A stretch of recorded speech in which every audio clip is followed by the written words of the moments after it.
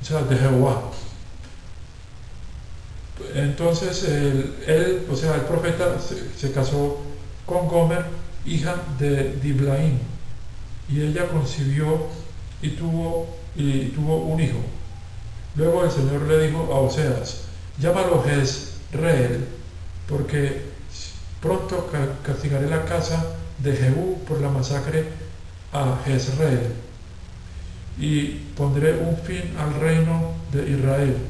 En ese día quebraré el arco de Israel en el valle de Jezreel.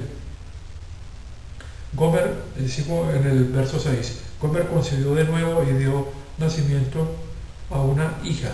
Luego el Señor le dijo al profeta Oseas, llámala Lo-ruhama, que traducido significa no amada, porque no voy a mostrar amor a la casa de Israel para que yo los perdone. Sí, dice el verso 7, le mostraré amor a la casa de Judá. En ese momento Dios estaba dejando de amar a la casa de Israel, pero amaba a la casa de Judá. Parece que la nación de Israel había obrado injustamente con la nación de... Estaban pues en enfrentamiento el reino de Israel al norte con el reino de Judá al sur. Entonces dice el verso 7, mostraré amor a la casa de Judá y lo salvaré, no mi arco, espada o batalla, no por arco, espada o batalla, o por caballos y hombres a caballo, pero por el Señor su Dios. Esta es una profecía que habla de un cumplimiento en el momento que fue escrito, de hechos que iban a pasar en el futuro. Entonces dice el 8, después de que tuvo a Lo-ruhama, o que la había pues amamantado, Gomer tuvo otro hijo que el Señor dijo, llámalo Lo-ammi, que traducido es, no es mi pueblo, Lo-ammi, porque ustedes no son mi pueblo y yo no soy su Dios.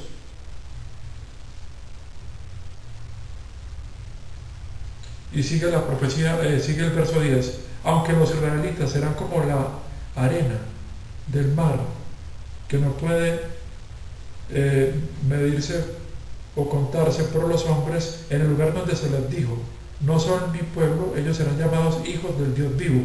Esa profecía anuncia cómo la nación de Israel, Dios anunciaba que iba a divorciarse de ella, pero que de todas maneras en un futuro iba a volver a ser Israel su pueblo.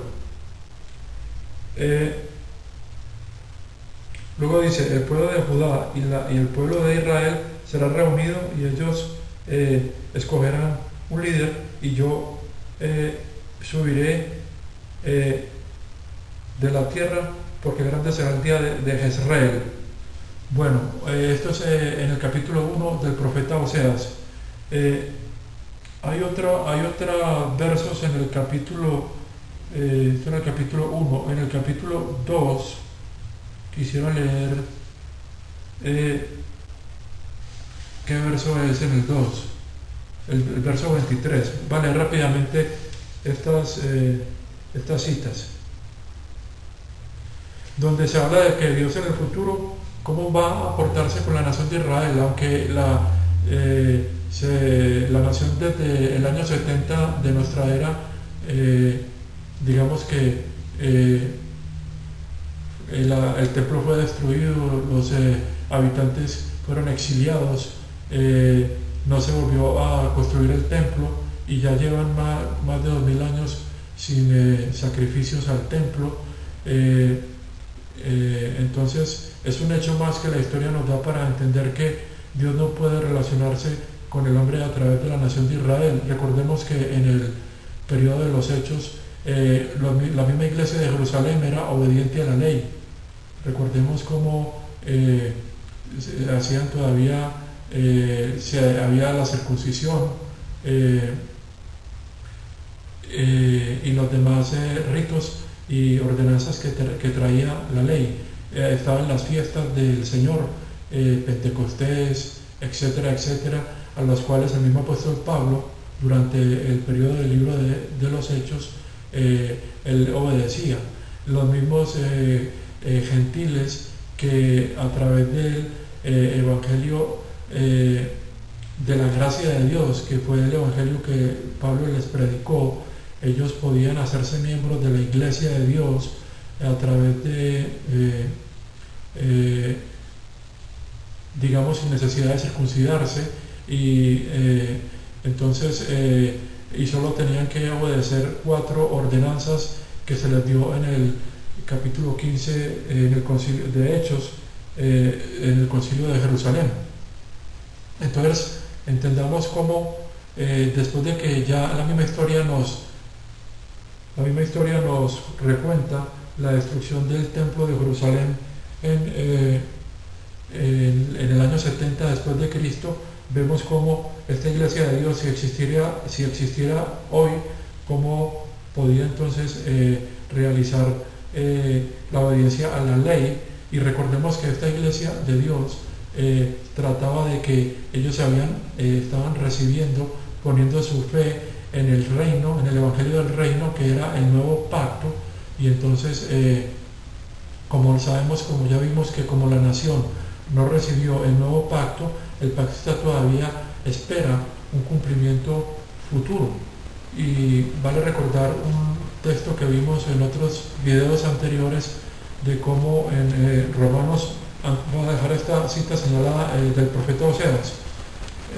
Quiero recalcar como en Romanos 11, esto es importante para que veamos con claridad estos temas, como en Romanos 11, en el capítulo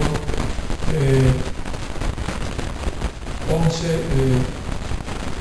versículo desde el 25, que dice, hablamos desde el 26, y entonces todo Israel será salvo, como está escrito, el liberador vendrá de Sion y quitará la impiedad, o sea, quitará la impiedad de Jacob, y este es mi pacto cuando les quite sus pecados. Aunque es una cita que es del capítulo 59 de Isaías 20 y 21, versos 20 y 21, tiene relación con el nuevo pacto. Sabemos que el nuevo pacto habla de que está en Jeremías 31, del verso de 31 al 34, habla de que el pacto consiste en que todas las transgresiones son perdonadas, que Dios no se pone más de los pecados, que la ley está en los corazones de las personas que ponen su fe en Él, en este pacto, y que ya están en la mente, esas leyes están en la mente y los corazones. Y entonces, pero vemos que aunque la iglesia de Dios puso su fe en este evangelio del cual requería el bautismo en agua, del cual también los creyentes experimentaban dones del Espíritu que se dieron en esta iglesia pentecostal del periodo de los Hechos, es un evangelio en todo caso que estuvo vigente en el periodo de los Hechos, pero que no tiene relación, o que es diferente al evangelio de las buenas noticias de nuestra salvación, que fueron dadas posteriormente, después de que Israel es enseguecida, y Dios le da al apóstol Pablo la revelación del misterio, que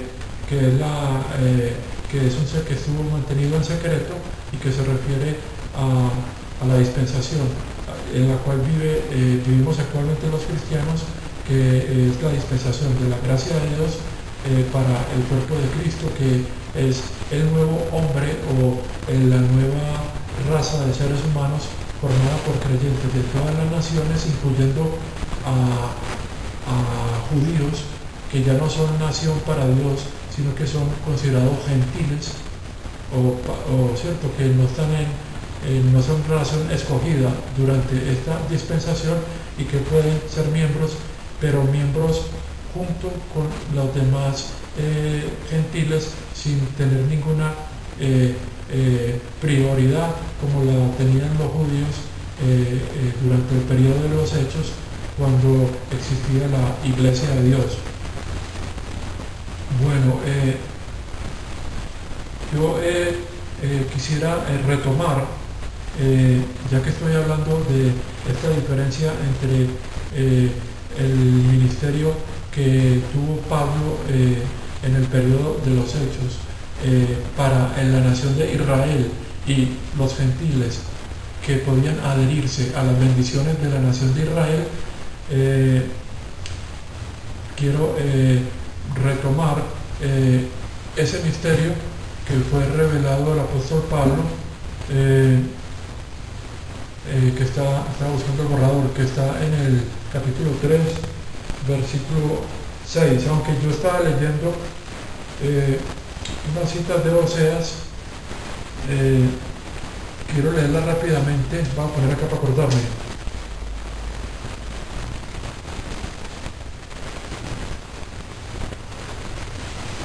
Esto para hablar enseguida, pero quiero recordar estas citas que están en el Oseas 2,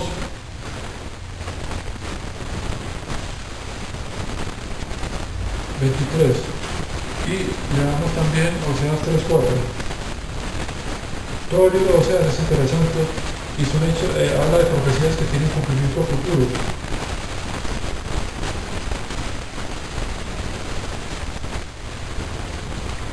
Entonces leamos rápidamente para después seguir hablando de lo que nos interesa, que es el misterio. Es que yo de pronto cambio de tema y después se me olvida, pierdo el hilo, porque vemos que la palabra de Dios nos lleva a que que las verdades espirituales se interconecten entre sí, y yo creo que es algo que a todos nos ha pasado cuando comenzamos a estudiar las escrituras. 2:23 dice así. Bueno, vamos a tratar de leer con esta para no cambiar muy tanto de lentes. La plantaré para mí mismo en la tierra, le mostraré mi amor. Entonces fíjense cómo en el libro de Oseas Dios primero se divorcia de Israel, pero después la vuelve a tomar como esposa. Esto va a pasar en el futuro cuando el nuevo pacto, cuando nuestro Señor Jesucristo establezca o inicie el nuevo pacto para la nación y se establezca o se comience el reino milenial. Lo plantaré para mí mismo en la tierra, le mostraré mi amor a quien yo la llamé, lo amo. Ese es digamos, el estado de la nación de Israel en el momento. O sea, no es mi amada, o sea, no es amada en el momento. Lo amo, así. En hebreo, ¿cierto?